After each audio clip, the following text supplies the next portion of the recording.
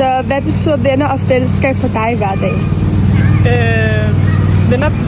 Venner fylder ret meget i min hverdag, og det er ret at have en ven, og en man kan stole på, en man kan snakke til. Så hvor møder du nye mennesker, du føler fællesskab med? Personligt møder jeg mange i skolen, og så ud af mine veninder. Ja. Så deres veninder også. Okay. Tak for det. Hvad betyder dine venner for dig? Det betyder, at jeg har nogen at lege med og alt muligt andet. Og hvor møder du dine venner henne? I Lillegård derovre. Og hvad gør, at du kan stole på dine venner? Det gør, at jeg ved ikke. Jeg ved ikke helt. Hvad betyder venner og fællesskab for dig i hverdagen? Det betyder ret meget, fordi det er ligesom nogen, jeg kan stole på og være sammen med. Og det er ligesom familieagtigt. Hvor møder du nye mennesker, du føler fællesskab med? Jeg møder dem på skolen, eller hvis jeg fritidsaktiviteter eller familiefester. Hvad gør en ven eller et fællesskab trygt og rart? At man ligesom kan stole på hinanden, og at man ikke er onde mod hinanden, og at man ligesom viser respekt for det. Ja, tak for det. Og har du så oplevet at stå uden for et fællesskab, hvis du har, hvad gjorde det ved dig? Som barn, ja. Det har jeg prøvet. Det var ikke særlig sjovt. Det var faktisk rent forfærdeligt.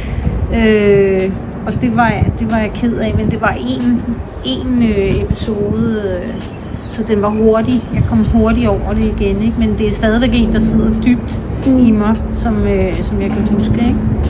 Yes, tak for det. Hvad betød venner og fællesskab for dig, da du var ung? Venner betød virkelig meget. Jeg var så heldig, at jeg gik sammen med en masse mennesker, som jeg respekterede meget, og som jeg synes var umådeligt seje, og ret mange af dem var ret kloge. Så jeg betragtede faktisk mine venner som noget helt specielt, og nogle, som ligesom udvalgte nogen. Måske var det fordi, at jeg gik på en skole, hvor vi var meget isoleret fra de andre, og derfor var alle betydningsfulde. Ja.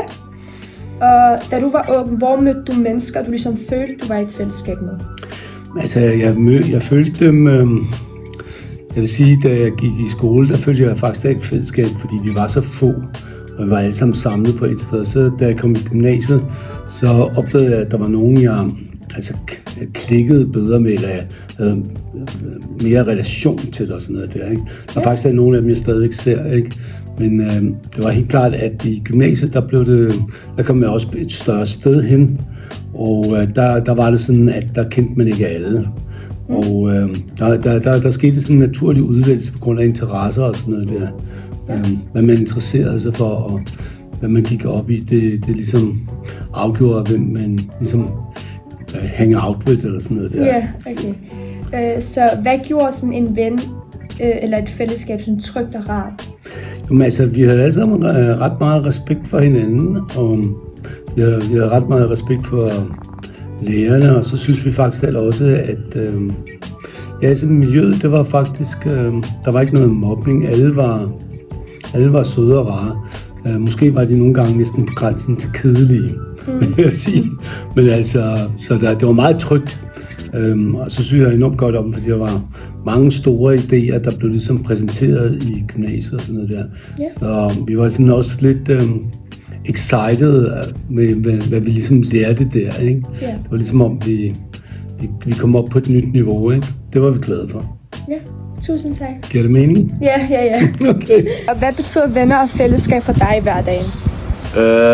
Det er typisk klassekammerater, jeg meget ses med i hverdagene, men så også gamle venner ude fra skolen også.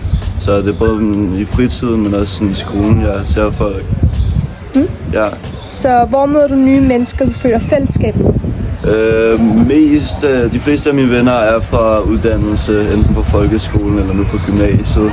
Men jeg møder også folk ude i byen på en bar eller til et arrangement, og igennem familievenner også. Ja. Og hvad gør en ven eller et fællesskab trygt og rart? At det er nogen, man kan snakke med og grine med. Både sådan dybe samtaler, men også bare have det sjovt og sådan det ikke skal være så seriøst hele tiden. Tak for det. Hvad skal der til for at føle, at man hører til et fællesskab? Altså, det kommer an på, hvordan du er som menneske selv, ikke? Der skal være respekt på begge sider, for jeg kan have en god sådan, forbindelse, eller have godt kontakt med hinanden. Så jeg vil sige det respekt. Tak for det. Hvad skal der til for at føle, at man hører til et fællesskab? Så man skal have respekt over for hinanden, og man skal respektere hinandens grænser.